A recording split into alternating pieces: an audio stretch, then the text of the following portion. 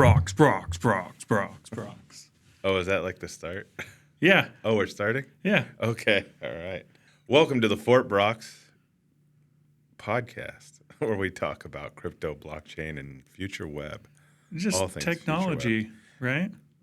Pretty much. Yeah, Yeah. we're basically just a tech podcast, but not your typical tech bros, I don't think at all. Yeah. I really don't think so. I mean, No. some people might think contrary, but I don't think it is. Yeah, maybe. But today, as you know, it's the best episode ever. Fort Brox, Brox. You've seen our agenda, right, for today? Yo, did you make one? Yeah. No, I haven't. Did I make one? You haven't. Dude, you come prepared, brother. Yeah, every day I come prepared. Yeah, you do. I put my shoes on just like everybody else. 1 foot at a time. Is that how you do it? That's the cliche, homie. Oh.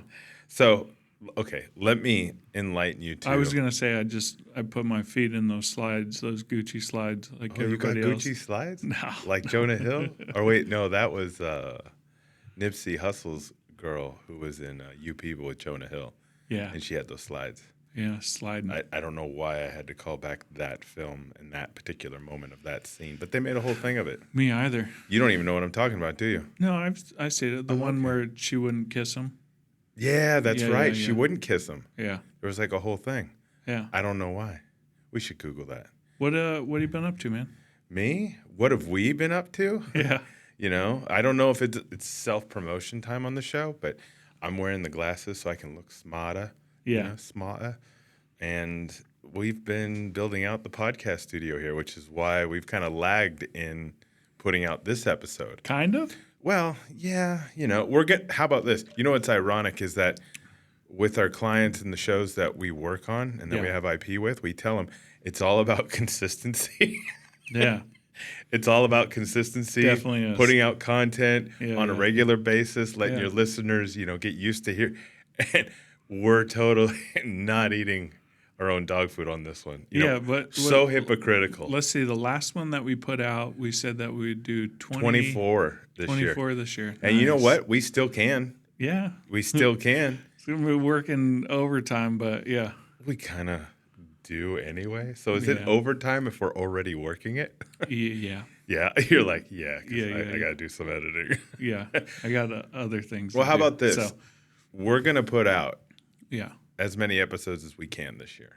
And All we're going to right. start stepping Yeah. up our consistency. Hell yeah. But you know what? It's all been in service of launching a business, right? Yeah.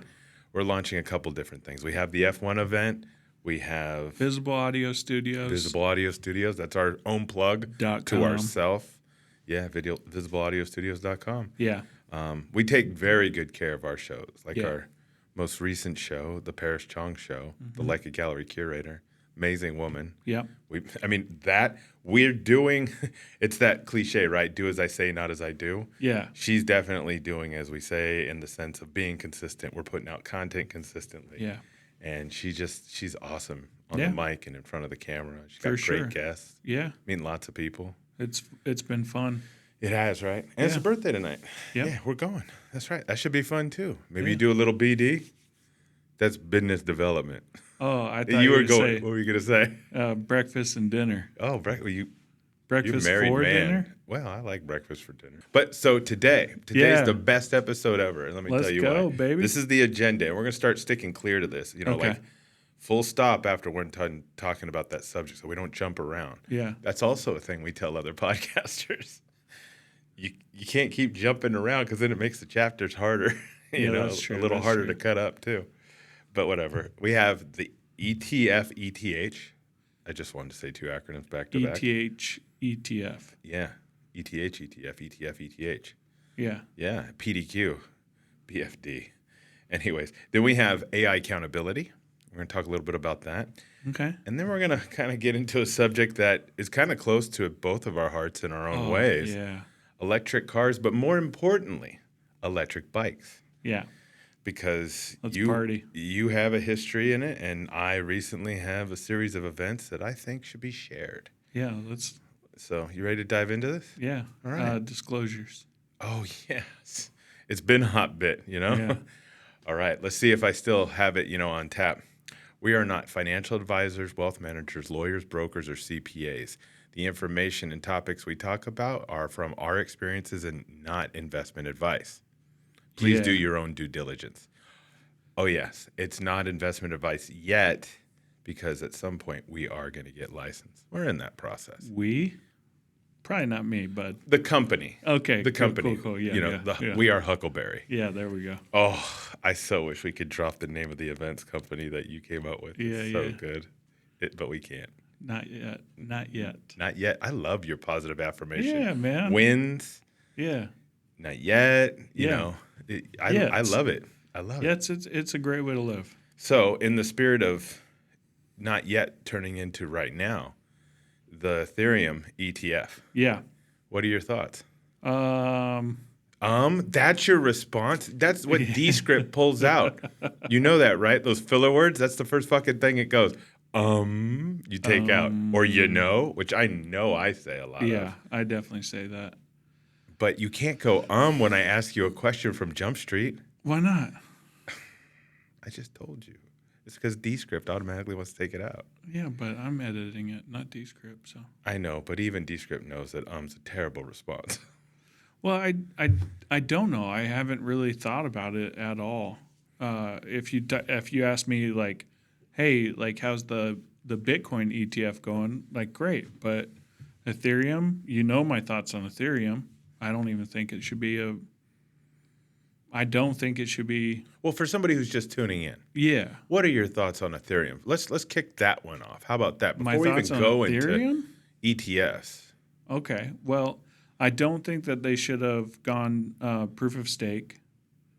Okay. I think it's Selfishly because we mined Ethereum at some point? well, yeah. I mean, I think it makes it less decentralized.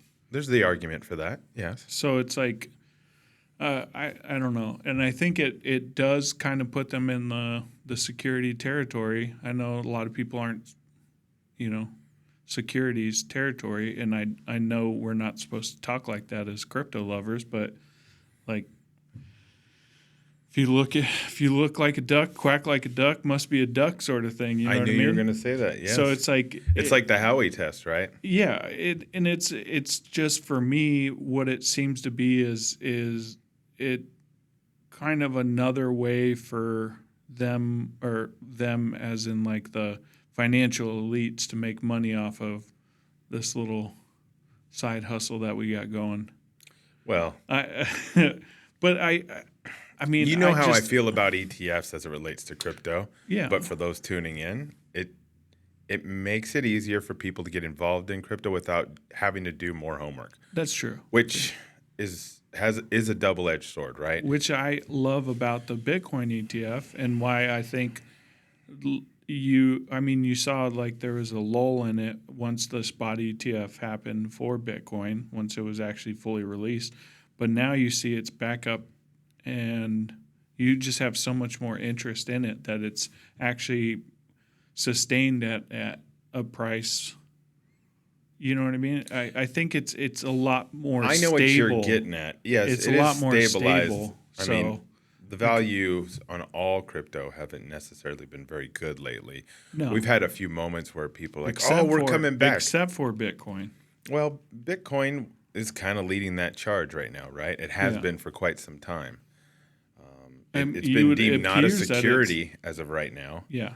It appears that it has stabilized. It's been staying for months now. It's stayed within like the $60,000 range. So it's Just when you think becoming something more stable, which is actually really great for, it's not great for currency calculators, like people that try and make money off of it dropping or going up. Yeah, like day traders or short-termers or cowboys, however you want to call it. I mean, but not that we're political people, but sometimes things seem stable, but then they become unstable, and then they drop out of a Democratic race. Yeah. See, we don't need to get into politics. The only problem with crypto is that it inherently becomes political. Yeah. Because it is part of the financial system. Yeah. And it's funny, I talked to people today, and even recently I was in a Lyft driving and talking with this one gentleman, very nice guy from Ethiopia. You were driving a Lyft? I know, right? The way that sounded. Yeah. No, Right. I was riding in a lift. My apologies. It's almost like when I read on Audible. No, you're listening on Yeah. Audible. Yeah. Yeah. Fair point. Okay. So having said that, I'm riding in my lift with my Ethiopian driver, and he's educating me on all things Ethiopia and giving me actually some good spots here in LA.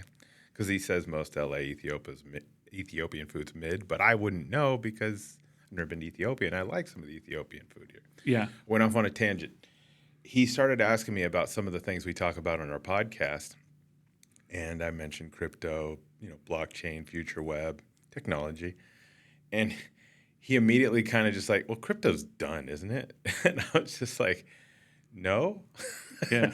it's not. But that's kind of the consensus I get from just anybody that I talk to in random situations that isn't necessarily directly involved with crypto. You know what I mean? When I've been walking around areas by our offices here in Century City, at a coffee shop, in Venice, anywhere part of LA, more often than not, it's just people are like, oh, crypto, that's still there? And it's funny, I actually feel really good about it because now the heat is off of it in a lot of ways. Oh, yeah. Because when you look at AI, Welcome AI, baby. that's what the Lyft driver wanted to start talking about. Yeah. His name was Brooke, and he wanted to talk about AI. And, we had some great conversations around that. But it's just, I like the fact that people are kind of ignoring crypto again. Yeah. Because it needs time to mature, to get people to build on its stack, Yeah. to still weed out the bullshit. Because similar to the early days of the web, right? You had people charging absorbent amounts of money to just put up a landing page. Yeah. But it's because nobody understood how to even do simple HTML. Yeah. And so if you're a place that makes a good, decent amount of money, a business, you just paid for it. And it was like snake oil salesmen. Like, oh, I'm going to put up a website for you for this. Just budget is obscene. Yeah. You know what I mean? In the late 90s, early 2000s especially, crypto's kind of like that. I mean, we're not doing anything different. And then as far as mid-2000s blogs. So it's like... Well, that's why in the 2020s we're doing the podcast. Podcast, baby. So we're trying to fill a void too, Yeah, yeah. But that's the thing, is that a lot of the ways that we as humans kind of adopt new technology, it always goes through this similar adoption path, adoption curve, adoption hype, all these things. But as far as the Ethereum ETF, the positive side of it is that it is moving forward, right? Yeah. The side that I'm not the biggest fan of is that it continues to put middlemen in places where they create no value, in my opinion. That makes sense. You know what I mean? Yeah. I think real estate agents need to turn into concierges more than saying that they're doing more than they are. Now, mind you, there are a lot of really good real estate agents that go above and beyond, but I think they're more the exception than the rule. Again, just an opinion. But the same thing with ETFs. I feel like it's filling a void for those who just don't want to do the work. But that's what we do. I mean, we want the convenience of things. We want to feel safer, not put out the work to do it. But that's one of the things I loved about crypto, is that we could just buy it. Yeah. We didn't need anybody to say we could or couldn't. We could just buy it. Yeah. Well, and to you some still extent. can. You still can't. Well, it's a bitch, dude. What do you mean, buying it?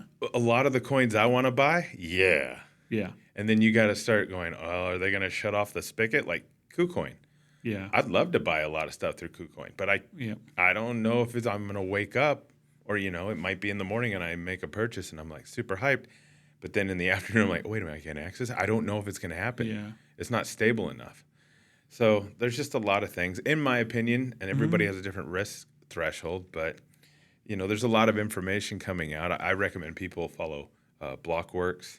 That's a good channel, or a portal to follow things on, just because they put out a lot of good content. I think there was in one of their email newsletters, it came through. They were talking about how a lot of the custodians are going through Coinbase, for the handling of their Ethereum ETF. I thought that was interesting. Yeah. You know what I mean? I just thought that it was interesting that Coinbase is positioning themselves that way. Well, I mean, they've been since the beginning, basically. I will say it's Everything expensive as hell to buy crypto through Coinbase. Because they charge you a flat rate now, just everything. I wish they just charged a flat rate sometimes. It's not a flat rate? I thought it was a flat rate. It's been a bit since I've actually purchased through Coinbase. Yeah. But yeah, it's never been favorable. in my opinion. It never is. It was. I mean, There was a point in 2020, 2019. No. I felt way better about the purchase. Well, we were also able to do all those conversions, right? Yeah, we were able to do conversions. I mean, but that was all through Binance. And then once Binance was, I liked Binance. Binance is love great. Binance. It's still awesome. Yeah. You can still sign in most countries besides the United States. So, Come on, man. yeah, you can convert anything to dust. You can buy any sort of crypto. But yeah, I mean, with Coinbase, like it's still. I mean, it's not cheap, but it's not expensive. I mean, you can still go online and purchase like a hard drive full of Bitcoin off somebody, but it's just going to cost you as much as it would, you know.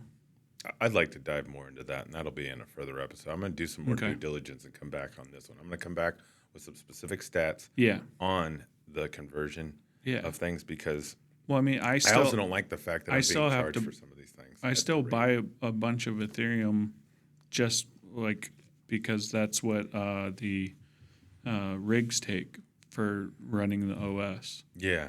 So, So for those who are just tuning in or don't know much about us, we do have a crypto mining operation. Mm-hmm. And we're fortunate that because of the way we structured it, we don't have to pay for electricity. yeah, So as a result, we're still profitable, yeah, which would have never known what was going to happen. yeah, But by thinking about the worst case scenarios and just being cautious in that way, yeah, it served us quite well and our card partners. yeah. So in that way, I'm glad it worked out that way. So do you have much to say on the ETF, Then- ETH? Nah, Yeah. and as my opening statement of Mm.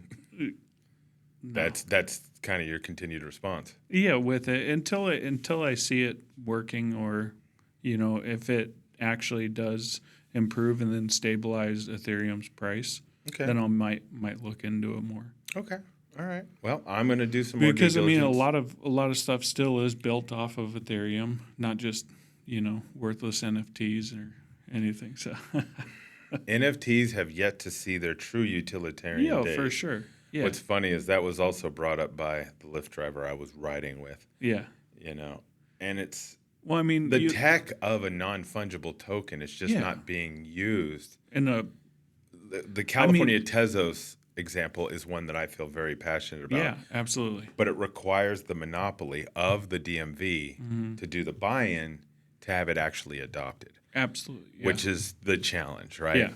Like, what do those you pitch need meetings massive look like? adoption. You need like critical adoption, basically. You need that monopoly adoption. Yeah. Otherwise, how else are you going to enforce it? How are you also Yeah. going to mandate that this needs to be done? Yeah, that makes sense. So, yeah. I mean, you were talking the other day about a piece of technology being built off of the hash graph, Hedera hash graph.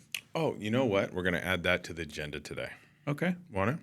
Yeah. All right. So let's talk about hidden pixels. Yeah. It's out in the open. I could say the words. Yeah, you can. According to the agreement and contract, it's a category patent Yeah. for dynamic data injection that's randomized. Mm-hmm. And it requires a computational device to basically say, just like a Christmas story or Little Orphan Annie, to decode it to see what is the digital watermark, if you will. Yeah. There's some layman's in there, and then there's some, just some random claim language as it relates to the patent. But essentially, let me give you a use case. If you were a Bored Ape Yacht Club owner and you wanted to sell it, but you wanted to claim a royalty on it, or they wanted to claim a royalty on it, there's no true way to enforce it, especially if you're off of the market in which you purchased it. Let's say it was OpenSea, right? There was that whole thing with OpenSea and Atom Bomb, I think it was, the hundreds, Bobby Kim had put that out, and they Yeah. were trying to enforce the royalties, but they couldn't. So it was a little bit of a shit show when it went down in 2023, I believe. 2022, 2023. You couldn't enforce it, but with this tech, you could. Yeah. Because it has the ability with the dynamic data injection, metadata injection, to create triggers. Yeah. But it's a category patent. So you're saying to yourself, oh, cool, we can enforce it now. Well, Yes and no. The patent is there. The tech stack is there to some extent because they did an MVP with video, but it's not developed yet. But there is a patent to do so. So it's one of those things that, is it a patent troll play Yeah. or is it not? Or is it going out and licensing and selling it? So when in full disclosure, I'm working with Hidden Pixels to go out and share this patent and see where it lands. Yeah. Because people need to start building on top of this tech stack and utilizing its architecture. Very similar to the way ARM semiconductors work as far as architecture for the GPUs like NVIDIA and AMD, right? Yeah. They don't really build anything, but they have the architecture in which those GPUs operate on, and they've been making that cash, royalty, and licensing fee for decades. Yeah. But now people are building new chips that do not have ARM architecture on it. So it'll be curious to see. But in this particular scenario, I'm of the opinion this Hidden Pixels category patent, again, full category, all the classifications within that category, it's going to enable them to position themselves as an ARM. Yeah. So in the case that they initially created this, there was a show on Amazon. During the pandemic, the footage got leaked out. The shit hit the fan. And so they wanted to prove accountability on who did what and where. Who leaked it? Where did it leak? All those things. I mean, because if you know anybody that's in the academy, every year you get those streamers. So like they'll send you out. They used to send you out DVDs. That's now right. We used to get them all the time. We were CW marketing and New Line. And now I think it's digital, but they still watermark it with whoever they're sending it to and from. So like I know you've illegally downloaded something at one point. I love how not you personally. No, but you're like, I know you have. Somebody has downloaded, and then you'll see it. Like you'll see it just on the side, Yeah, yeah. And you're like, oh, okay. I see this is a bootleg copy from them, but that's the watermark. So you're talking about an invisible. What are you talking about? Watermark. Pirate Bay? No, I'm not. I'm not talking about my username is Kazan, So yeah, but it's a you're talking about a watermark, but it's invisible. It's randomized across frames. Yeah. Right. So it can be in whichever frame throughout the entirety of the video, the media file, the digital media file, because that's how the claim's written, right? So it's randomized where it's at. But that data can be injected and it can be updated, and it can do it without creating a separate file so it doesn't degrade the quality of the original. So it's not like you have to make a new copy in order to do it. Yeah. You have to have a computational device in order to do this. So in this particular case, let's say it was a Samsung television. If the tech was installed on Samsung television, you're watching Singing in the Rain, that would work. What's up, Samsung? Give us a call. There you go. Now, maybe it's the streamer and not Samsung that has the tech. Yeah. It'll work. Yeah. Maybe it's the actual Singing in the Rain digital media file. Yeah. It'll work regardless of whether it's coming through the streamer or onto a Samsung. It'll work. Or maybe it's on the device, an Android or an iOS device. It'll work. As long as one of the computational devices have the tech installed, it'll work. Now, in a world where they all have it installed, it's going to create some issues, right? I think I was here and I was explaining it to you, not you because you've heard about it for now because it's been 4 years in the making. A little over 4 years.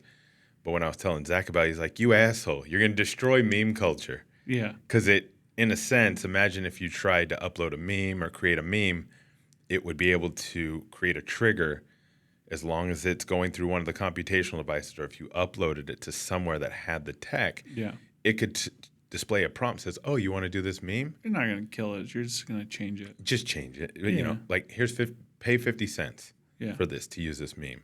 Or you can't use this meme. Whatever the case may be, you now can create these dynamic actions because of this tech. Yeah.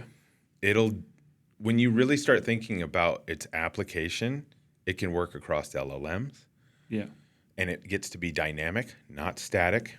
It can integrate itself within a blockchain immutable ledger in that way. It could be used for crypto. Well, I mean,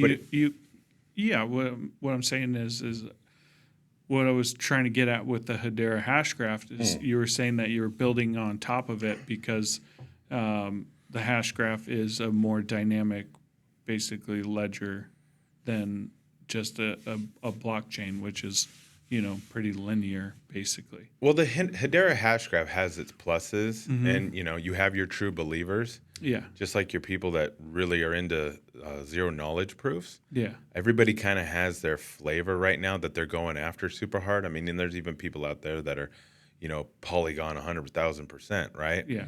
And that's built on top of Ethereum. But I mean, at some point, they might even deviate from that, however they could.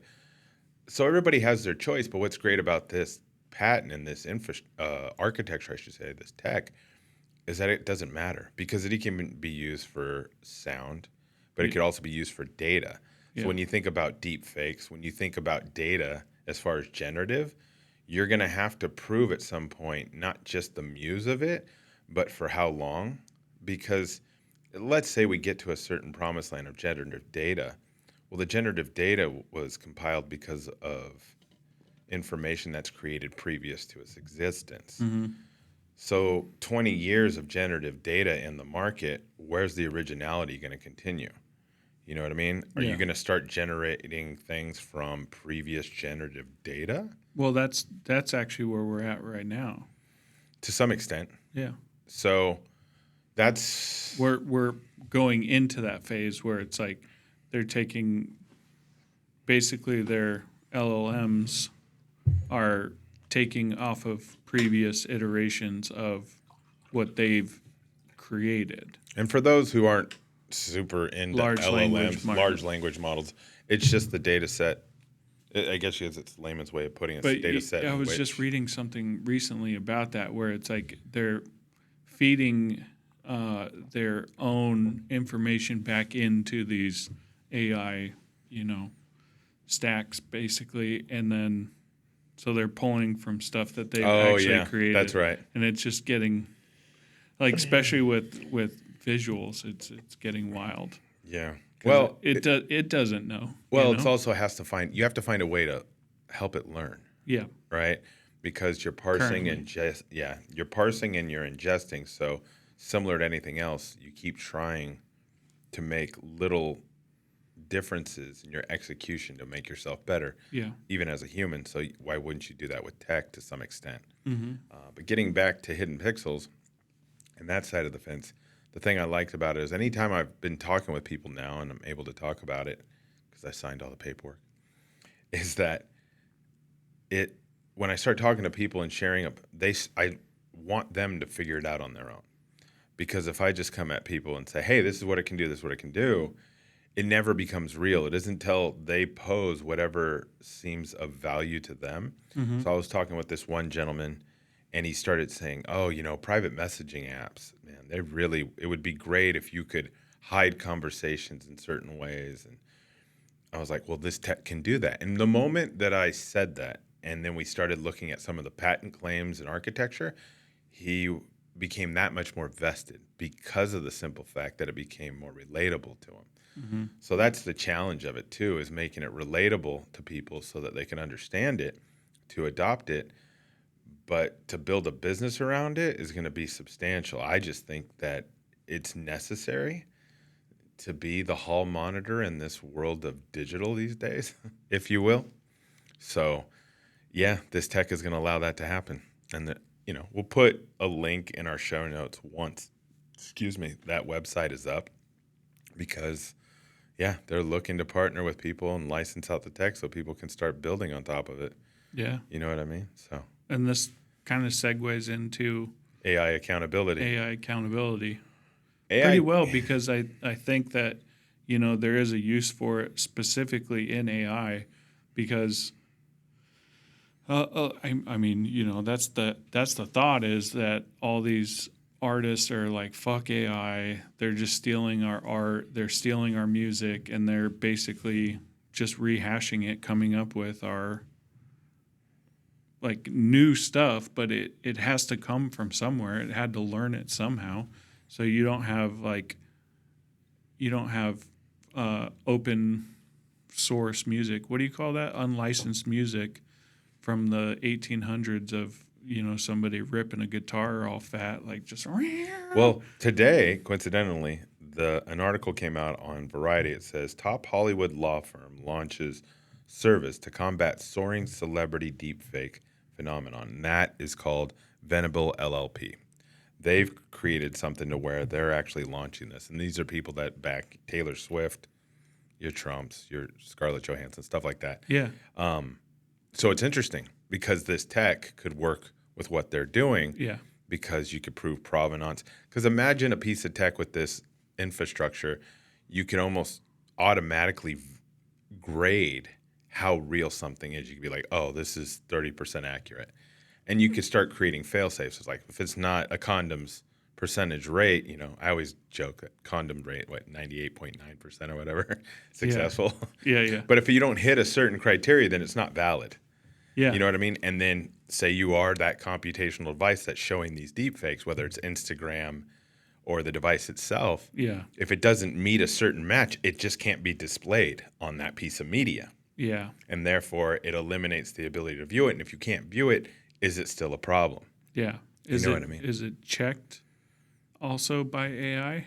Because, everything that's made, like, it has to be checked, right? So is it checked by AI in order to?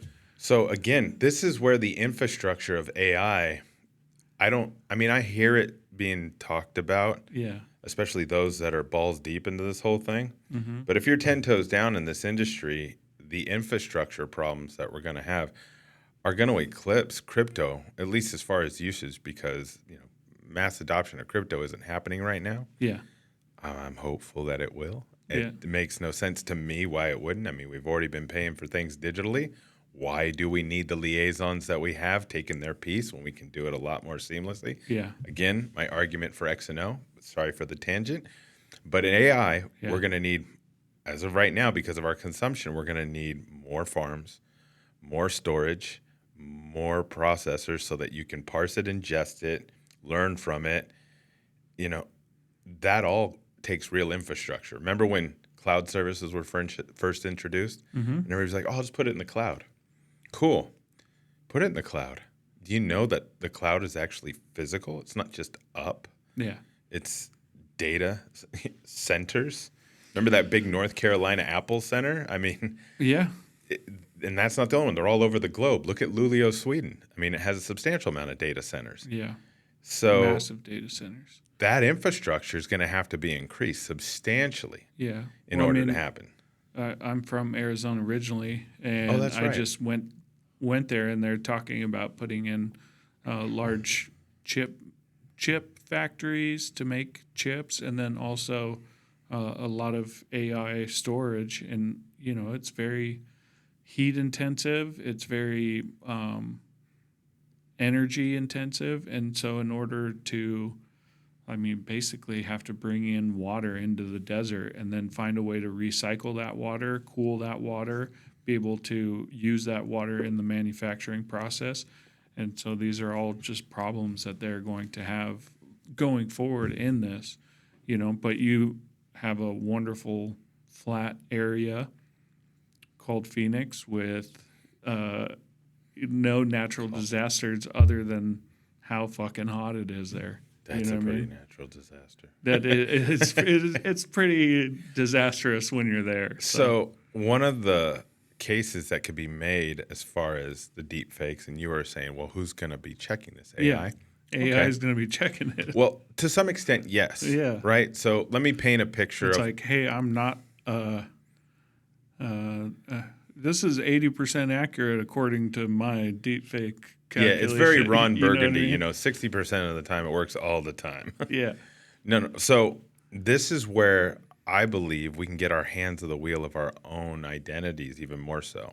So again, going back to some blockchain and crypto references and tying it back to AI. Yeah. The concept of sovereign identity and your digital identity, I know that there's things being worked on, and there's a lot of different tech. You have your world coins of the world, and then Vitalik's working on some different ID-related concepts. But with this particular tech, as it can evolve, let's say it was Scarlett Johansson with the deepfake. Her team could say, yes, that's me. No, that's not me. So they're the ones checking. But if they did it enough, or they created it, not them, but whatever tech stack created a simple enough system for the individuals, along with their sovereign identity, to say, I am who I am. I'm telling you right now, that is not me. You can train it enough to say, okay, this is not you based upon these are the reasons why you said it's not you, right? Now, mind you, these are celebrities. It makes sense that they would have access to something like this before everybody else, but you have to start somewhere, right? So that's my school of thought, is that we're going to end up training the AI models to identify based upon our saying that it is verifiably so ourselves, if it's something related to the individual. Yeah. Once we have the ability to prove that we are who we say we are, right? Yeah. So the cool part about that is then we get control over our data. At least that's the hope, right? Because you start hearing about the way Instagram has been championing how they want to push out social media. I mean, there's been a few interviews with representatives from Instagram. I think it was on Decoder. It's a great podcast. Big fan of it. And they talk about how data should be able to move from platform to platform. Yeah. Blue Sky even talks about that, right? How your social media followers and your content should be able to move from platform to platform. They should be yours. Yeah. A lot of this enables that to happen. It is that architecture that allows that to happen. So when you talk about AI accountability, these types of tech stacks need to have this type of architecture mentioned with hidden pixels to hold them accountable. Because right now, accountability is not sexy to work on because it doesn't pay the bills. No. You know what I mean? GPT models are what's sexy to right now for people to work on because it feels tangible, like Google, except even better, right? It spits something else out back to you. It's almost instantaneous. Yeah, but it's not. You need to have accountability in there. But then again, look how much. I want to say it this way. Can I say it this way? Controversy, not controversy. Controversy. I said it the pretentious way. Why? Right? I don't know. It just sounded fun. I was watching How I Met Your Mother, and then Ted Mosby's character says chameleon instead of chameleon. An encyclopedia. Oh, yeah. Encyclopedia. Well, I was feeling pretentious. I say Yosemite or Mojave instead of Mojave. So my point being with all this is that they've been having issues, OpenAI, with their staff, right? Ever since the Sam Altman ouster. Now, I don't know Sam Altman, but why is there all this going on, over there? Why? I don't know. That's the question I have. There's never been a clear answer. They're a private company, even though they're a not-for-profit, profit. It's like, come on, man. I get coloring within the lines to make shit happen properly. Yeah. I love a lot of our legal loopholes in this space, in this entire infrastructure of North America and globally. But come on, man. I mean, if you have that much influence over the future, the way it's being created, there needs to be more accountability across the board. And they're just the poster child of it right now. Yeah. Well, I mean, look at, crypto just even 4 years ago when it was like, oh, we have to have more accountability in crypto. And there were a lot of scams going on at the time. So probably still today. What's funny about that is people would say the deep fakes of Vitalik going on YouTube, right? Mm-hmm. I will say this much for Vitalik. He's great for deep fakes because he doesn't show a lot of emotion. He's kind of stoic. So you don't know if it's real or not. Like, it's way harder. You know what I mean? With somebody who's super animated. Yeah. Like Jack Black deepfake, that's going to be a lot more challenging because he's so animated. You're like, oh, for sure. You know what I mean? If you had all these checkpoints, but Vitalik, because he kind of just stays even keeled and stoic, deepfake, man, you'd be fucking. I bet you Vitalik watching videos like, wait a minute, isn't that me? Hey, did I do that? Did I do that? Yeah. So. Yeah. But anyways. AI accountability, we'll have links in the show notes to some of the information that's been going on across the board from different platforms. Yeah. Meta just released that one for free, basically. What is it, Llama? Yeah, Llama 3 or something. Yeah. But it's open source AI. It'll let you build off of it if you want. Yeah, let's see how that goes. Hey. I mean, basically, I think the boomer way to go about this is to put up a post on your Facebook that says, I do not give anybody consent to, and then to use my likeness in perpetuity, and then tag 3 people. Tag 3 of your friends. 10 people. That's the boomer way of doing it. What's the Gen X way of doing it? They're just going to get angry and break shit? Same thing. I don't know. We're stereotyping the hell out of every, now I'm going to, what about Zalphas? They'll just say, bruh. Bruh? I love when we put And make bruh a on the 9/11 Vesta board. joke. The 9/11 jokes that whole But, generations made jokes about other tragedies. Yeah. And it's like, damn. Yeah. But the generation that's detached from that tragedy, they have no reference point of it being real to them. Yeah. It's not in defense of the joke, but, damn. No. Yeah. So you know what I like about our point of view of things? Can we say we're comedic podcasters in a sense, so we can say more shit than what's socially allowed? You know what I mean? If you want, yeah. Here's this is all. It's all meant to parody. be comedy, Okay. comedy. So then we could talk even more shit and say, things that like, oh, if they're a politician, they can't say that because they have to be super even keel. But if we do it in a comedic fashion because we're part-time comedians, you know what I mean? Like a side hustle comedian, that we could talk more shit. I think you'd have to be considered funny in order to be a comedian. So we're not funny. Wait a minute, that's not true. I know a lot of unfunny fucking comedians. Yeah, that's true too. You ready to talk about electric cars, especially electric bikes? Dude, I was born ready. So let's get into this shit. So this is a topic very passionate to me right now. Yeah. Why? What happened? Why? What happened? Oh, thank you for asking, Brandon. That was... What happened? What happened? Moved to LA, right? Yeah. Or moved back to LA. And driving in LA, for anybody who lives here, you know what it's like. When you... You've heard about it if you don't live here. So from Century City to where I had to go in Hollywood is about 6 miles. Certain points of the day, that'll take over an hour in a car. And then you got to pay for parking. Yeah. Rad, right? And gas prices are high. Yeah, just so rad. Yeah. So it's like, I want a bike, I want a street bike. Comes with its own danger. I do have a history riding motorcycles, so I feel a little safer, but still other humans are on the road, so it's still not that safe. And helping teach that highway safety course, right, for motorcycles. Oh, yeah, I did do that for a little bit. Yeah, I was part of different. That's a whole nother story. Anyways, but I'm saying you have you have a history with motorcycles. Yeah, so I'm not just going into it like a midlife crisis style. Yeah. I used to race dirt bikes, for over a decade. Yeah. Wasn't the best, but I was all right. Yeah. Anyways, so having said that, I started looking at electric bikes. And one of the companies, through a series of events, that a VC I was working with invested in, this company, Cont, out of Sweden, they had one that was almost moto style, but street legal, and they had Kelk was the Kelk, edition. I believe it. Yeah, the one I got was the Kelk. Yeah, but Cake was the brand. The brand. Yeah, it was spelled Cake. So they're based out of Sweden. They had a lot of cool zero emissions. I mean, it was great.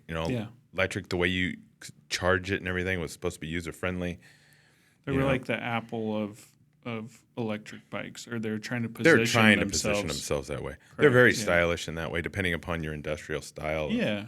If design. you like the look of them. Yeah. Bought one, reducing prices because supposedly they had new models coming out or whatever. It was cool. Remember, because even the security guard, or his David, the superintendent, he's like, put it in the elevator. Yeah. So I put it in the elevator up to the 4th floor of our studios, parked it, over by the conference room, plugged it into the wall. It was awesome. And I would push it in and out of the damn elevator every day. Yeah.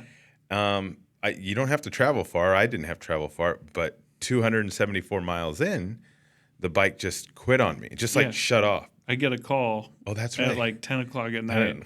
It's like, hey, what are you doing right now? I'm like, well, just driving home. He's like, can you do me a huge favor? I was like, yeah, man, what's up? He's like, the bike died. So then we spent the next, we loaded up in the back of my truck. I got a little baby truck. It's a hybrid. Your truck's dope. I love that. What is it, the Ford Maverick? Ford Maverick, yeah.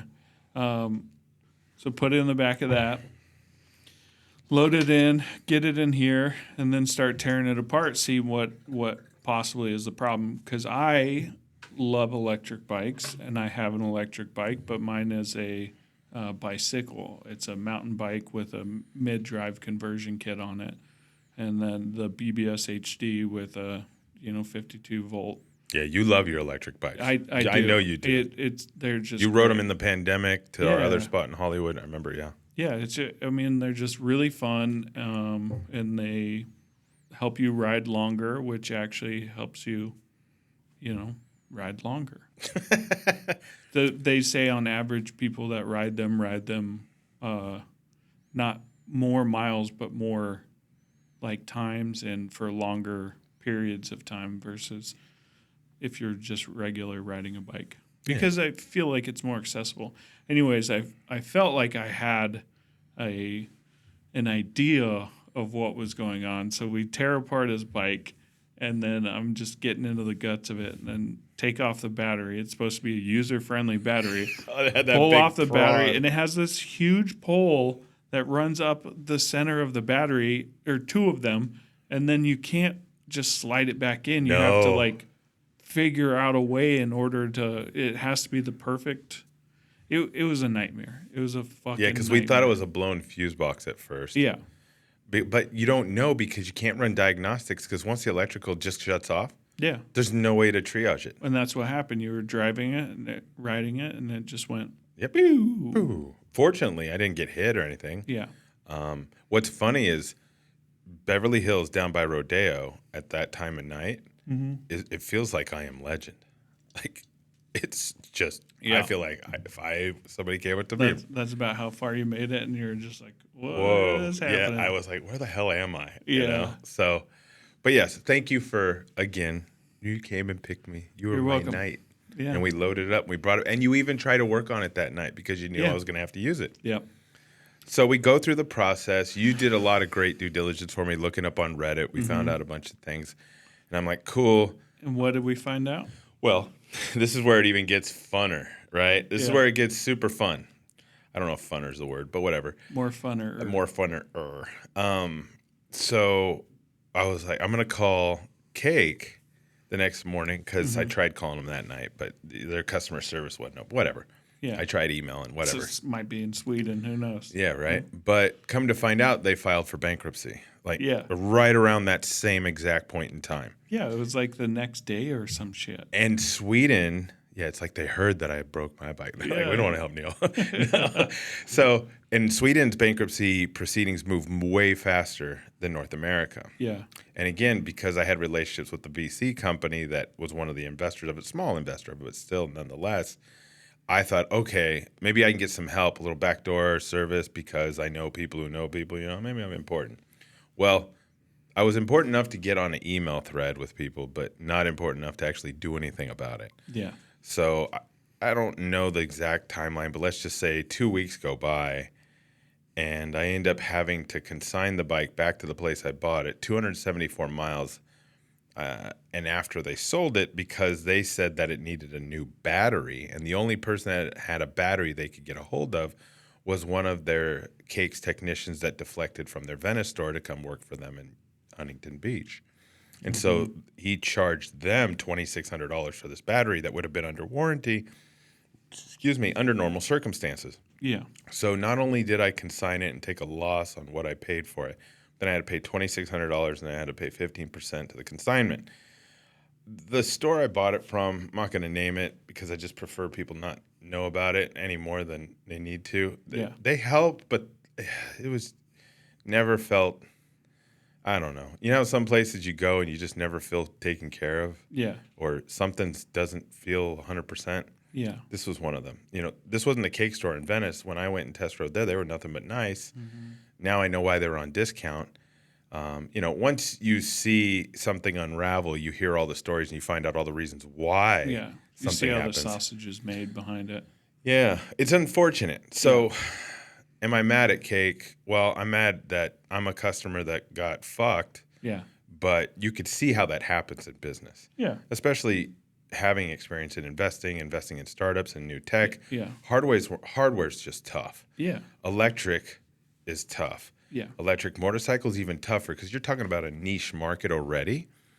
And Tell that to all the kids on Surrons in Well, Surron's a little Hermosa different. in Manhattan Beach. So the people, I will say this about Surron, they clearly have something figured out because they don't cost as much as a lot of the other bikes. Yeah. The Cake positioned himself as a premium model. Yeah. And, when you charge premium prices, but then ultimately it doesn't work out, it just leaves a worse taste. But if this was a North American company, there could be some retribution, Yeah. but you'd still have to wait for it. It's not going to be an immediate fix. And when you use an electric bike as your primary mode of transportation, whether or not you are given a brand new bike, you're going to have to wait. Yeah. It's not going to solve your immediate problems. So then you're on ride shares, you're looking for cars, whatever the case may be to solve your problem. So that happened, right? Yeah. And, during our process of due diligence, we saw that Zero Motorcycles had a bunch of issues. They still have bikes out there right now. And there's just all these brands, electric motorcycle brands out there, and they're cool, man. Yeah. So many of them are so cool. Yeah. And I sent you a couple. you did. You sent me all kinds of cool shit. Yeah. But the problem with them is they don't have the infrastructure to support the problems when they happen. So then I discovered the Livewire, the Harley Livewire. Beautiful bike. And it was right when the Del Mar S2s came out. Yeah. And I was like, okay, this is something I can get behind. Went and test rode one at this place, Bartell's in Marina Del Rey over by Venice. It's like a silent rocket. Dude, that thing is a Tesla on two wheels. It is so fun to ride. Pure joy. And somebody who's ridden combustible engines a good portion of their life, this thing takes riding to a whole new level. I don't care how much you're into combustible engines. It's such a different ride, and you don't have to worry about the clutch. I mean, but it's so fast. The traction, I can't say enough about the ride. It's amazing. Yeah. But the thing I love about it most is Livewire is owned by Harley. Yeah. Harley Davidson. And because of it, I'm like, okay, if this thing does what the Cake did, I'm going to have a better chance at not getting totally fucked because it's my primary mode of transportation. I want to save money. I want to get places quicker, and it's electric, and it has a level 2 charger. So it has all these a lot more benefits. Yeah. Infotainment system. You can basically plug it in at anywhere that you can plug in a Tesla at or Well, Tesla I think is level 3, but I think I could still plug it in there. Well, what I'm saying is at any normal power station. Well, charge point, especially in LA, in our building, I'm charging a lot of the buildings in this town. I mean, even Whole Foods, you just go there and you plug in. What I said earlier, I think that Livewire broke off of Harley. Well, when I was there yesterday, they confirmed that they still own it. Oh, okay. Interesting. So got it. Whatever the case may be. They do operate independently, but they are integrated. Okay. So I get the Livewire. It's rad. A couple weeks into it. Yeah. Actually, I take it back. The very next day after I bought it, they said, hey, you're going to need to bring it back tomorrow because we need to do an over-the-air update. But it's a bigger one, so it's going to take more time. So I can't just do the normal update where, I'm connected and it just does the download and updates. Yeah. You have to bring it in when they got are Wi-Fi 2 seconds. here, I know, that's what I was saying. Right? They're like, no, this is It's a little more fiber intensive. internet, baby. Let's go, dude. So they said I had to bring it in. Yeah. So I'm like, okay, day after I bought it, I got to bring it in. Plug in a Cat 6. No big deal. What's up? And a 120-foot line. What's happening? Drop it down out the window. Little did I know it was a precursor of things to come. Yeah. The continued journey of the evolution of all things tech. So the bike, I took it in. They did the update. They were, again, always great service, hospitality. But, right day after I bought my bike, I already got to do this. Okay, fine. Mm-hmm. Did it. They were nice. Great. Moved on. Road, I got a flat, whatever. I just ran over by construction stuff. Nothing happened. But then, maybe 1,000 miles into my ride, the infotainment system on my phone, they just never quite connected properly. Yeah. And so they said, oh, we're going to do an over-the-air update. They did. There was a few over-the-air updates that happened while the bike was in its sleep cycle. Rad. Never truly fixed the issue with connectivity to an iOS device, always updated on the proper time. I tried resetting, hard resets, reinstalls, everything. Never worked. I said, fuck it. Just not going to deal with it. The infotainment system, when it works, is awesome. Yeah. but it is super finicky, and I'm also of the opinion that that's not their core competency. Yeah. Again, it goes back to a lot of what's being talked about with CarPlay and the deeper integrations, and then phone systems or just navigation systems as a whole. Whatever. I don't mind. The bike ride's amazing, charge is amazing, everything's fine. But then about 2,000 miles into it, I'm with my daughter. She's staying with me. And she and I go to the farmer's market. Everything's fine on a full charge. Come out. We go back, to the spot. And we pull out of the farmer's market. All of a sudden, it just goes. It makes like this real hum noise because it's silent. Yeah. These things are quiet. It's not like you can hear it like pinging or anything. Yeah. With the infotainment center, can you like hook up like, so instead of motorcycle sounds, it makes like duck sounds, like. I'm sure at some point. What's funny is it actually has a haptic button. Yeah. So that it'll change a little bit of sound. Yeah. And the vibration of the bike, because if you don't want it on, you won't. It doesn't vibrate. Yeah. Like at a stoplight or something. It's not like a motor's running. Yeah. So it does, but it has a haptic button to change your sense to of let you know, motion. Hey. Yeah. Wow, that's wild. I think that they now put a speaker on that to play some sort of noise because they are so silent that it's like. Some people say dangerous. Some people think it's dangerous. I think they know it's dangerous. I don't. If somebody can't hear you, they can't see you. Well, and they don't give a fuck anyway. Well, yeah, that's true. You know They're what I mean? They're not looking. So. I mean, well, people are living in their own bubble. It's up to you to do your best, right? Yeah. That's a whole nother story. Cops like, you're better off splitting lanes and riding the bike lane. And I'm like, have you seen people in LA with split lanes? Yeah. So I only try to split lanes on red lights or if, there's nice and gappy, right? Yeah. But anyways, my daughter and I, we jump on the bike, pull out of farmer's market. All of a sudden the thing goes down to 9 miles an hour, 4 miles an hour in a heartbeat. But it doesn't die. It's not the cake. No. And then I'm like, what's going on? How far is farmer's market to your place? 2.5 miles. Okay, so you're going 9 miles an hour. Well, then it dropped down to 4. Oh. Dropped down to 4, but I'm in heavy traffic, so I'm like, I got to get us over because I just want to be safe for my daughter. I mean, I don't park it. I don't need. So we pull over, and I'm like, okay, what's going on? Because these new turtle and this hazard light I've never seen come on. Yeah. And I'm like, what the hell? I've never seen these come on like this before. I've seen the turtle mode come on when it wants to do like a traction check, but it never stays there. It stayed. I shut it down, wait 30 seconds, turn it on again, it's still there. Yeah. Shut it down, wait 60 seconds, turn it on again, it's still there. Shut it down, wait 5 minutes after looking up on Reddit saying that might be a sleep cycle way to do it. Wow. It's still there. And then I'm like, well, let's try it and see what happens because I got on it. It went 4 miles per hour. A block later, it was going 9. Another block, it started going 14. So I'm like, you know what? If I'm careful, especially since it's heavy traffic and I ride kind of defensively, I think we can make this thing back to the garage of our spot. So we ride it back. Scarlett and I are just giggling our ass off and everything. She was such a good sport about it. And we were going, no close calls, just feeling, like little kids. You know what I mean? It was. We made it enjoyable. But I'm like, fuck, what am I going to do now? Yeah. Again, problems with the bike. So I send in a message to Livewire, all this and that. And they're just like, we'll get back to you. We don't really know. I'm like, okay.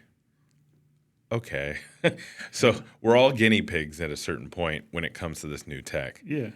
So then I put it in the garage, go to bed and everything. Come out next morning. I'm like, you know what? I'm going to try it. Full sleep cycle. Came back on like nothing. No problem. I wasn't told there was an over-the-air update, so I don't know. Yeah. But it was working. We went and rode it. Had no problems. All right, fine. I called the dealership. Can I bring it in? Well, we have our tech. We have one tech that services Livewires. He got hurt and he couldn't come in, so he wasn't going to be in the dealership for a while. I'm like, all right, well, it's working, so okay. A couple weeks went by. Then I go out one morning, went to start the bike again, just flipping the switch and hitting the button. It wouldn't come on. It was having these intermittent issues. And then it was having these issues with just turning on. Yeah. And I'm like, my fob's right here. but you have to have the fob within a certain distance of it to notice so it can just flip the switch on. Yeah. So finally I call service. Service is like, Should wear it as a cock ring. You know what I mean? well, I do. I keep not. I don't. When I say I do, I don't wear it as a cock ring, You're but like, I "I do do." keep it. I do keep it in, my little carabiner thing. I yeah. keep in my pocket, so it's on me at all times. Okay.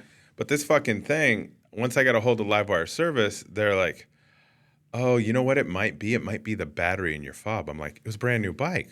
They're Yeah. like, "Yeah, well, sometimes we issue out our fobs, and if they're sitting there for a while or whatever the case might be, the battery might go dead." And I'm like, All right. all right, fine. But again, you're just stacking up Yeah. like this filing cabinet of things that just keep happening. Yeah. Well, I mean, it's also such like it feels like it should be in the same world as like driving an ICE car, internal combustion engine. Yes. But it's not. It's not. Because there's so many other different things that we have to get used to. So like, I'm edging towards it with buying the hybrids because I've just only bought hybrids, and there's like a whole other set of issues that come along with hybrids. But then, the electric bike that I have, it is a bicycle, but there's so many other parts and components to it that I have to like take care of that are so much different than, Yeah. you know what I mean? Yeah. So Like you said, fobs, but It's- who would have thought you had to change a battery on a fob? a brand new one, Yeah. So whatever. Yeah. Changed it. Sure enough, works fine. Yeah. Right. So I'm like, okay, going through my things, did a ride from LA to Santa Barbara and back. I will say this, you really have to plan out your charge time because when you get to a charging station, just because it's a level 2 charger doesn't mean it's all going to take the same amount of time. Got it. I think I got 30% charge after 3 hours at a Whole Foods in Ventura. And I'm just like, fuck. Yeah. And I'm trying to time out my That's day. why you didn't make it back. Well, that and I was starting to get sick with the Rona, but that's a Yeah, whole yeah. nother story. I didn't know it was Rona. So till good later. thing you didn't make it back. No, I did. Oh, I didn't make it back for the shoot. Yeah. The other shoot. So, I do my trip, do my thing. I'm like, fine. Come back. And then I let Harley know, hey, when is my tire coming in to replace? Because they did a patch job for me, fortunately, because I needed it. But then they said, your bike's been recalled. There's a recall component that we need to order and, place in your bike. I said, okay. It's working right now. We're okay. We'll let you know when it comes in, Yeah. Once they let me know that it that's came good. in, Yeah. and obviously I was feeling better, I took it down to the dealership on a Thursday Yeah. morning because, we communicated, say, hey, if you bring it in at Thursday at 9 a.m., you can come pick it up at 6 p.m. And I'm like, that it's my primary mode of transportation. This ain't my first rodeo here. Not primary, only. Yeah, it's my, I got my feet. Yeah, that's true. That's true. Which we'll get to that. We'll get to that portion of the story. So I take it in. Yeah. They're always nice, very hospitable, very hospitable, very great customer service. But, it's like, it's good customer service, but when shit goes sideways, no amount of smiles are going to change the problem. You know what I mean? It's not going to change the problem. So having said that, drop the bike off, sure as shit, I get a text around 5 p.m. saying, hey, there's issues with the unit. Yeah. We don't know what it is. And I'm like, okay, well, can you just put back my old unit in? Yeah. Immediately. That's my whole thought process is, can you give me a loaner? Which I already know the answer because they've told me no before. Yeah. But I'm like, well, under these extenuating circumstances, since it's a recall, do you think I might be able to get a loaner? I'm always going to ask because what's the worst they can tell me no? Yeah. Shit, I've been told no so many times in my life. Yeah. Thanks for the yeah after my no. Yeah. So, and then I said, well, can you put the old unit back in? Thinking, why would that be an issue? Yeah. Shouldn't be, right? With the information I have, yes, it shouldn't be. But after I learned more, I realized why it's harder than it should be. So they're like, no, they didn't get back to me about the unit. They just said they can't do loaners. Yeah. And then they said they're getting a new unit shipped, but chances are I'm not going to have this bike back until Tuesday. Yeah. And I'm like, whoa, it's I remember Thursday. that. Yeah. What the fuck? Like, Yeah. what am I going to do? So I explained it to them. I have a whole text thread, and they said, best bet is call Harley or call Livewire and ask for some form of compensation. I'm like, okay, this should be interesting. Yeah. Here's the thing. I'm not trying to make money. I'm trying to just get around town. Because they market this damn thing as this great-ass commuter. And when it works, it is the best commuter. Yeah. People talk my ear off at a stoplight about this fucking thing. You're like, I got to go. I'm like a brand ambassador everywhere I go. When I go get coffee in the morning or something, Man. people are talking me up. I love They the should bike. be paying you. A little bit. But having said that. Also, if you guys want to sponsor the podcast. So I'm like, okay, I need some sort of solution to transportation. Well, nobody's getting back to me. Yeah. Now it's the weekend. The place is open on Saturday, but they can't do anything because, and I didn't know this till later. Again, I'm only given enough information from customer service sometimes. That's part of the issue. I think younger generation, which is one of the things I love about the younger generation, is that they demand more transparency. They demand being more candid about things. Yeah. And as a result, customer service is going to have to follow suit. They can't just say, oh, that's not the way it's done, or this can't be done. We need to know why the fuck this can't be done, or why this isn't an option. We need to understand. This is why we search Reddit and shit, because most people can't answer questions. And then Reddit, you don't know if it's the right answer or wrong answer. Now, is it Reddit or is it redid it? Ask Alexis Ohanian. He was one of the founders. Oh, yeah. Yeah, but he's married to Serena Williams. Redid it. So the weekend happens. Yeah. I walk over a marathon all weekend because I'm walking back, from my spot to the office. Yeah. Which is kind of good because I've been working out, I'd like to think, and this just increases my workout time. Oh, hold on.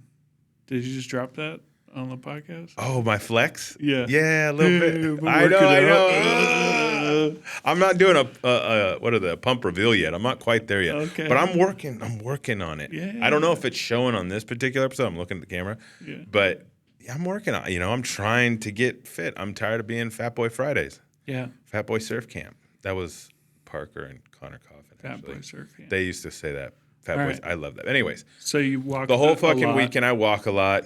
Nobody walks in LA, okay. supposedly. I know, right? I'm just kidding. I felt cool. Anyways, so I'm walking all over the joint. I found new parts. I found a slum in Beverly Hills. Yeah. I didn't know it existed. I went down the street, went from bougie to like, where the fuck am I? I'm like, well, they don't call that Beverly Hills. They call that Mid City. So no. I was in Beverly Hills. Yeah. In Beverlywood, cutting across from Olympic area over to Santa Monica, and there's this one little patch. Mid City. It's just like, what? No, I love Mid City. Mid City's No, they won't say that's Beverly Hills though. Dude, that's what I'm trying to say. I am north of Olympic. Yeah. South of Santa Monica and west of Cannon. Yeah. All right? That ain't Mid-Cities, fucker. Hey. Anyways, my point being is this. We sound very Californians right now. Californians. So I do the whole weekend, whatever, because could I take a ride share? Yes. Yeah. But I'm pissed. I'm going to fucking walk my ass, And unless I think in total, is paying for it. Yeah, for I sure, think I I'm walked a total of share. 68,000 steps over the course of 3 days, maybe more. That's good. Yeah, right? But I'm not going to pay for a ride share because I'm that determined not to let it. Yeah, I am. It's a little spite. Yeah. But, it helps, whatever. So I do the walk. Monday comes. Fortunately, I have to take a ride share for meetings. You were such a sweetheart. You picked me up from that meeting. Yeah. Came to the office. We went about our day. But Tuesday finally came. Didn't hear from anybody yet, so I make the first outreach. Livewire representative got back to me and said, hey, just saying, I got your email. I'll let you know, type stuff. So at least they were confirming. So I'll give them that. You know what I mean? Mm-hmm. And then Tuesday came around, and it was like, it didn't know if I was going to get the bike back at the end of Tuesday. It was like 10 or 11 a.m. when I hit them up. Yeah. right around 4, I said, am I going to be able to pick up my bike today? And they said, yes, it'll be ready for you at 5:30 p.m. And I'm like, were you going to tell me? I'm thinking. Yeah. Like, getting from Century City to Venice, it takes time. Yeah. So let me know. Because they Especially close at 6. 5:30. Yeah. So and they close at 6, and maybe they'll stay open for me. Here's the thing. Oh, imagine They if have. they didn't. They close at like 5:59 that day, and I you know. get there at 6:01. You're like, Oh, this is fucked. Well, I will say, okay, so here's the thing you have to take into consideration. We're talking about electric motorcycles, not just Livewire. yeah, I'm thankful Livewire exists because this couldn't happen with Cake. no, I don't know how it would happen with Zero. So that company that's advertising in Century City Mall, Verge Motorcycle, I don't know how it's going to happen with them. You know what I mean? Maving, a like, couple others. there's so many.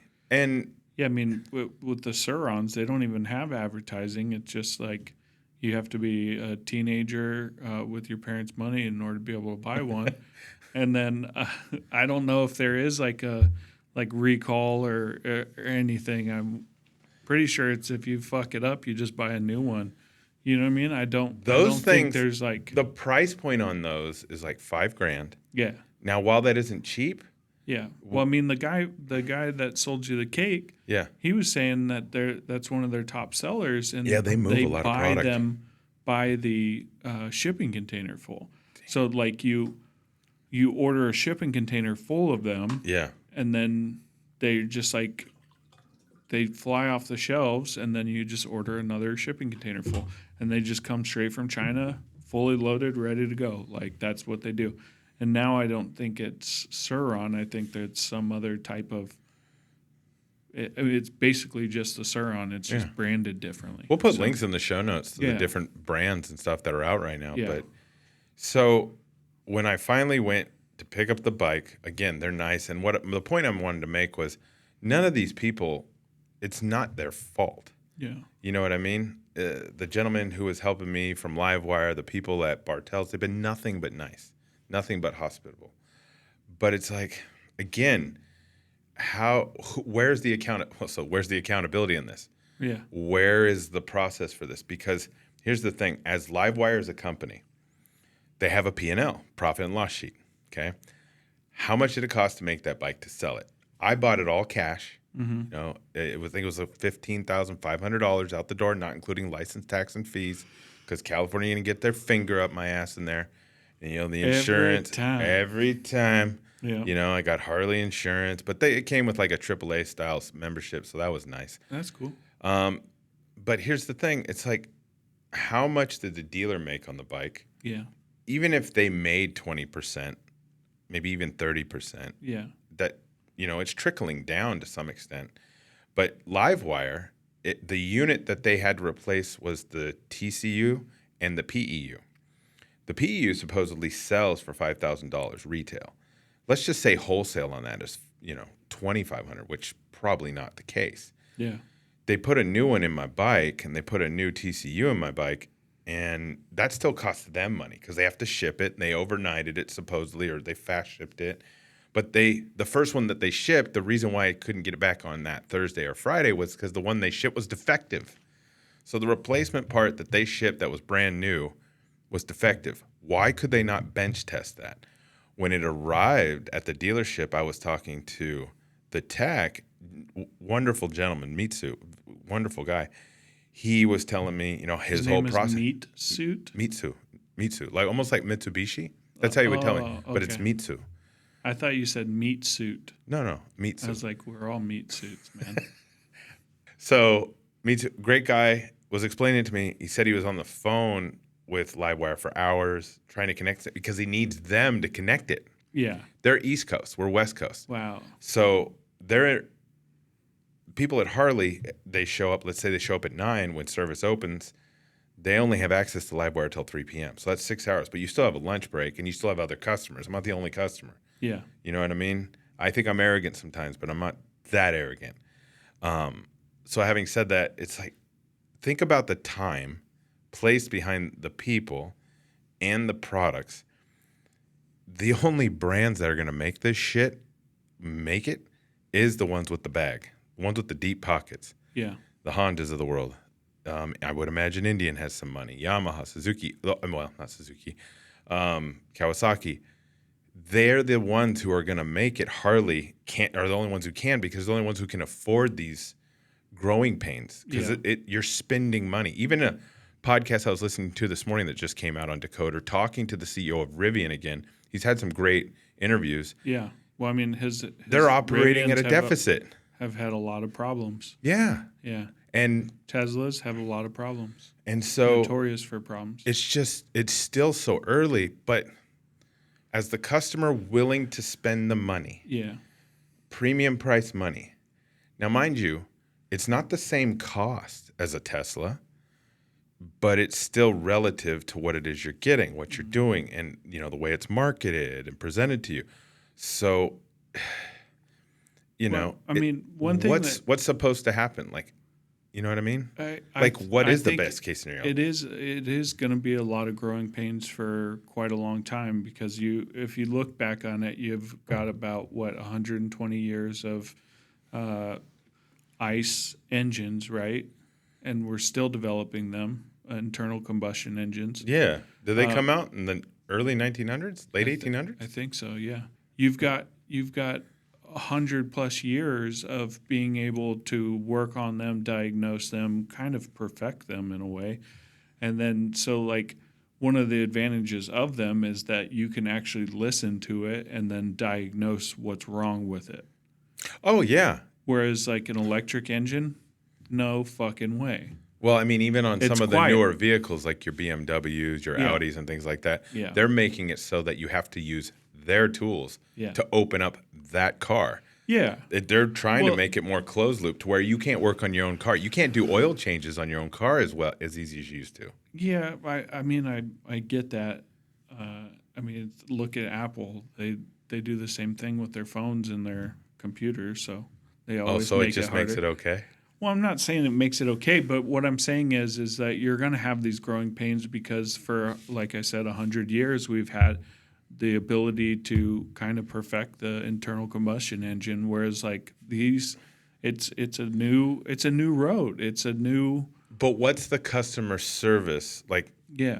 I understand that it's going to take time. I'm fine with that. I never at one point in all my communication with them got down on the fact that this is new tech. I knew it was new tech. Yeah. I knew this shit could happen.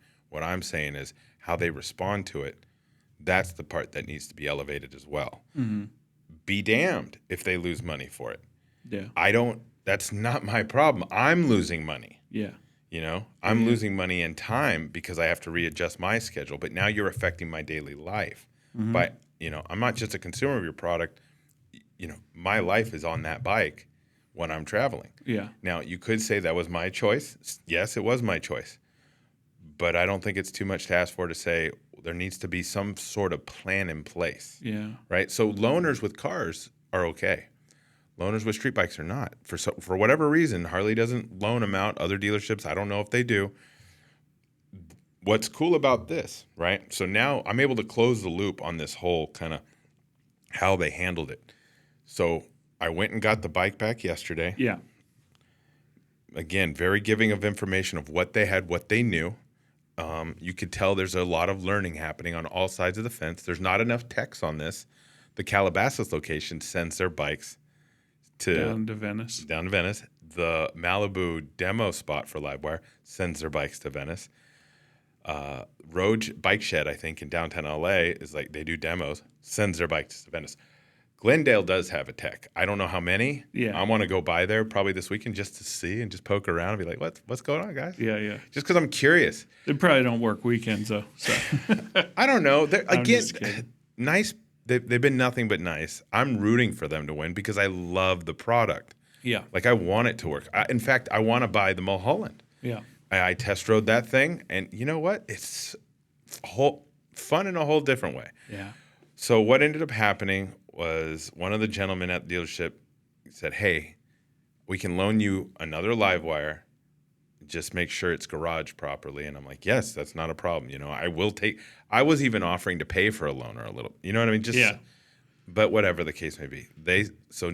When this happens again, I have a text and I have a phone number, I'm able just to get a hold of somebody and say, hey, this is the loaner. Yeah. And so I'm hyped that I know that I have that, because it's not a question of if anymore, it's when. Yeah. And it's not because the bike's made poorly, it's just because it's so new tech. Yeah. And Livewire supposedly might be sending me something. If they are, great. Yeah. You know, the email communication that came across was nice. Hopefully Some of the it's a things I've already keychain. said on this podcast, I said to them. Yeah. You know what I mean? This isn't meant to be a negative Yeah. commentary over electric motorcycles or any one brand. Yeah. I am a little salty about cake on a fuck personal cake. level. I'm a little salty on the way that shit went down. I'm not going to lie. But still, Fucking I understand Sweden and how your it can goddamn happen. Laws. Okay. I'm just kidding. Sweet. I mean, they're sweet people, man. Yeah, no, great people, but your fucking Well, I mean- bankruptcy laws, like, who does that? Come on. Oh, gosh, yeah. You just, like, liquidate everything and, All like, the okay, investors of it they're not thrilled. No. But, you know, this shit happens in business. This shit happens in life. Yeah. I'm just sharing my story with others, because if you're going to buy an electric motorcycle, whether it's just for fun use or your daily commute, you need to understand, Yeah. and you need to have your patience hat on. Electric vehicle in general. Well, electric vehicle too, yeah. Yeah. You know, Well, I but they can give you a loaner. so one thing that I do know about electric cars is, and I think that is holding them back, is all the connectivity and like all the computerification of it. Like A lot of them shouldn't be it's a developing their computer. shit. I know it's a computer, and I know that basically drives, but like work on drivability, work on distance, work on like batteries that last. Like I don't care if it fucking is able to honk in, like the Teslas. Like you can put different horns on. Can you put Samuel L. Jackson's voice on it? Yes, you can. You can do anything you want. You can make like fart noises inside the cab. You can change the color of like everything. And I'm like, cool, but Make it more reliable, yeah, more functional. yeah. I don't know. I don't know, man. We buy vanity, man. We're consumers. That's true. That's true. It's kind of the inward facing element of it. You know, Yeah. I understand where you're coming from on that. You wanna complain about anything else today? Oh shit! Today. No, I think I'm good. I think I got it out. All right. I think I got it out of my system. I got the poison out. I'm glad that our guests and you could work through your therapy of Yeah, your man. recall It's therapy. triage. Yeah. Yeah, man. Thank you. Yeah. Thank you. Thank you. Thank you. Thank you. Thank you. You're welcome. You're welcome. All right, so there it is. Yeah. There's this episode in the bag, baby. Yeah, man. One of several the rest of this year, because Yeah. we're going to get a little more consistent. We're Let's going do to it. go back to what we were doing before. We were consistently releasing content. We are going to be changing up some of the content, the way it's distributed, like for Yeah. Instagram. Instagram, all you're going to see when you go to our profile, it's going to say, we're here for the reels. So just click on the reels, because we're only going to be posting reels and Yeah. stories. Tight. We don't have much to post. We just reels and stories. Let's party, Same man. thing with TikTok, YouTube. You Yeah. can find us on all those wonderful channels. Like, comment, subscribe. Yeah. Comment. You know what? If you don't like something we say, let us know. If you like something we say, let us know. VisibleAudioStudios.com. Vocal Yeah, so visual. this show is shot and edited at Visible Audio Studios. You can check us out at visibleaudiostudios.com. Yeah. This is the Fort Brox podcast. Fort The Brox! music is still by the Celebrators, even though they broke up. Yeah. But I love, Mr. R.I.P. McLean. He's dope. What is it? Spectacles, testicles, watch wallet. Is that what it is? Remember that? I don't know. You don't remember that? Oh, anyways. Thank you for tuning in. Hope you found value in what we're doing. Remember what we always like to say. If you saw value in this, share it with others. Who don't like to share value? Thanks, man.